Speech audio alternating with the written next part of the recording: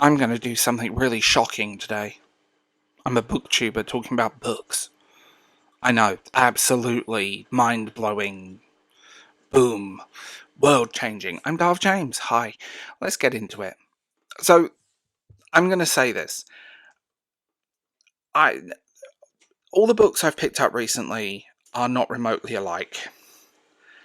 I've been reading completely all over the place. Memoirs, LitRPGs, fantasy, literary fiction. My Kindle has no idea what is happening anymore. So I thought we'll just have a chat about it. The first one I read was The Make Believe by Hannah Murray. She's an actress. Game of Thrones and Skins is where I recognise her from. Someone might not even know who she is, and honestly, I don't think it matters. This is one of those books where you're not only getting something out of it because you already know the person, that you don't need to. This is a book about bipolar disorder, about wellness culture, about possibly cults, allegedly, possibly, about acting, and about trying to navigate life when your own brain doesn't want to cooperate. One thing I really do appreciate, and this sounds like a strange compliment, it wasn't trying to sell you on a happy ending. A lot of books about mental health, intentionally or not, end up feeling like they're saying, if you get the right treatment, learn the right lessons, everything is fine, and here's my happy ending, and here's a quote on Pinterest. Life doesn't really work like that. This book understands that sometimes you don't necessarily overcome something, sometimes you live alongside it. Some days are better, some days are awful, and some days are just Tuesday. There's something really refreshing about that honesty. It isn't a misery memoir. It's thoughtful, it's reflective. It feels like someone genuinely trying to explain what living with bipolar disorder actually feels like, instead of trying to package it into an inspirational story for socials. I came away impressed. Whether you know Hannah Murray or not, I recommend it. Then I read Dungeon Crawler Kyle. Enough people have been telling me to read this book, so I sat down and I read it. I was thinking about making a whole video about it, but maybe not. Here's the thing. I don't think it's bad. In fact, I completely understand why people love it. It's just not for me. I realise something about myself when it comes to lit RPGs. I think I actually prefer the Japanese side of the genre. Light novels and manga.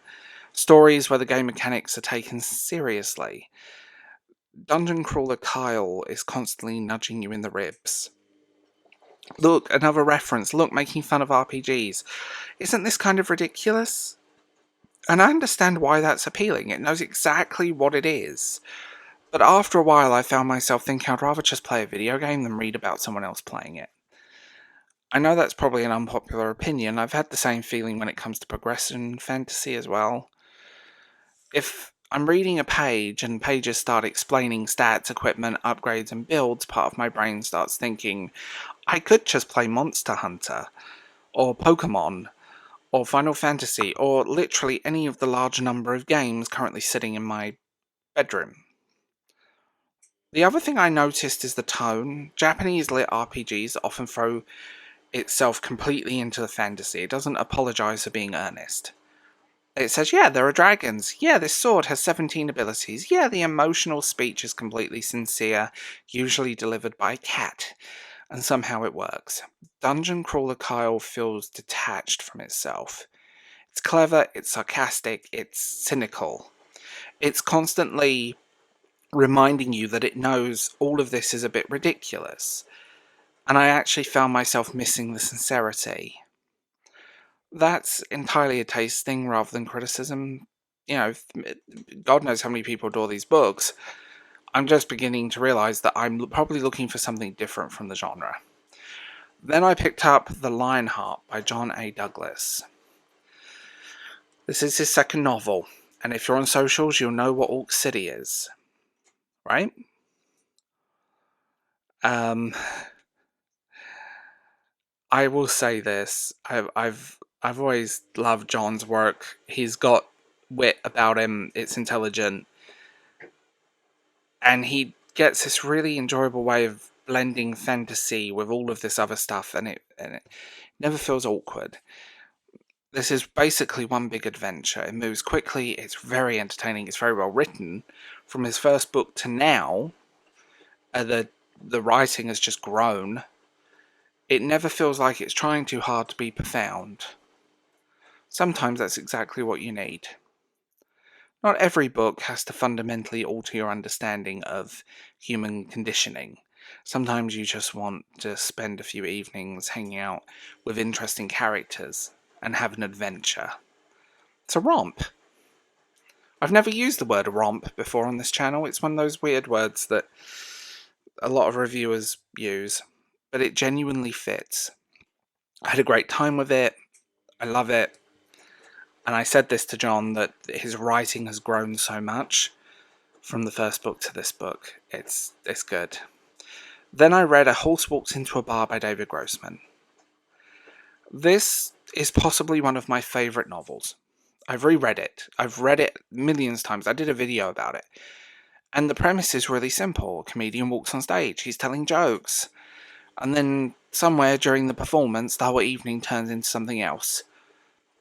It becomes less of a comedy routine and more of an emotional unraveling. It's uncomfortable, it's funny, and it's sad and intelligent.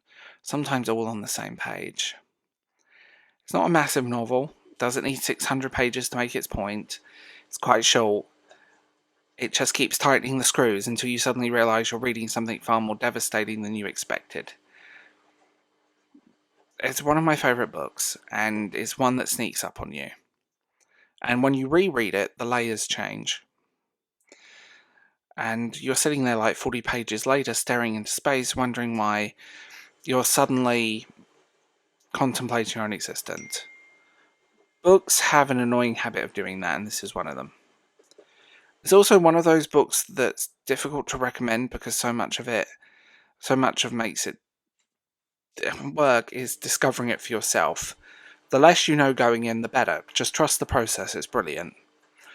Looking back, it's been a nice reading month. This isn't every book I read, these are just highlights.